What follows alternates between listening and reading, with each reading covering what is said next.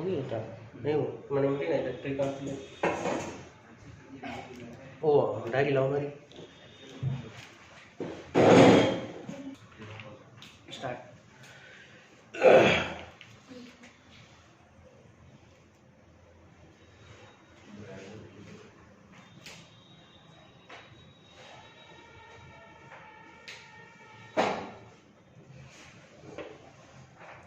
देखिए टैली सीखने से पहले हमें बेसिक अकाउंटेंसी जरूरी होती है।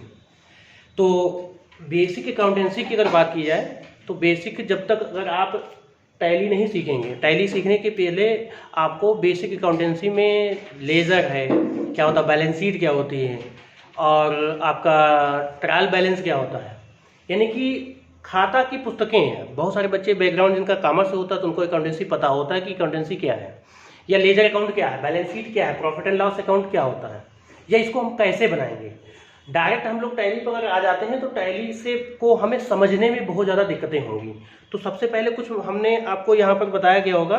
टैली से पहले आपने को परिभाषा के बारे में बताया गया, accounting, mean of accounting. Accounting क्या होता है, यानी लेखा शास्त्र। अकाउंटिंग का मतलब लेखा शास्त्र या खाता बही, खाता लेखा शास्त्र क्या होता है। लेखा शास्त्र के बारे में मैम ने लिखाया होगा, आपको बताया गया कि साधारण शब्दों में कहा जा सकता है कि व्यापार के वित्तीय व्यवहारों को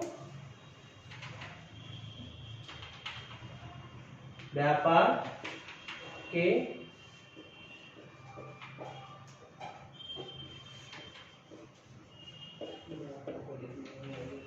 व्यवहारों को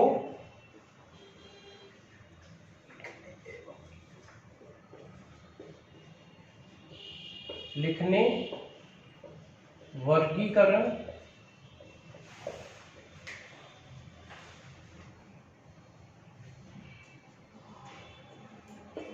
करने एवं परिमाण निकालने को के विज्ञान को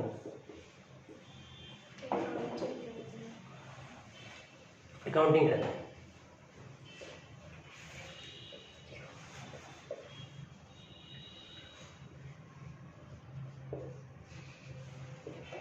यही लिखा है।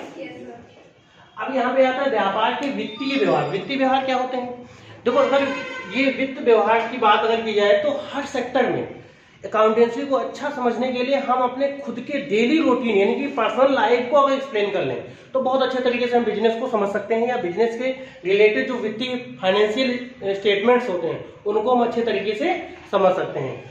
कि लिखने और वर्गीकरण एवं परिमाण, परिमाण मतलब होता है रिजल्ट, वर्गीकरण का मतलब उनको कैसे क्लासिफाई करोगे आप, क्लासिफाई कैसे करना है आपको, और क्योंकि आपको किसी रिजल्ट पर पहुंचना होता है तो वहां पे क्या होता है कि आपको स्टेप बाय स्टेप चलना होता है। अगर उन रूल्स को, फार्मूले को आप अपनाते हो देन आप रिजल्ट पे पहुंचोगे। अगर एक भी क्लासिफिकेशन या वर्गीकरण या लिखने का जो तरीका है आपने छोड़ कर दिया, मिसमैच कर दिया, तो आप रिजल्ट तक नहीं पहुंचोगे। जैसे अगर मान लो आपको प्रिंट देना है, बिल प्रिंट करना है, तो बिल प्रिंट करने से पहले बहुत सारी चीजें होती हैं जो लेजर में फीडिंग होती हैं।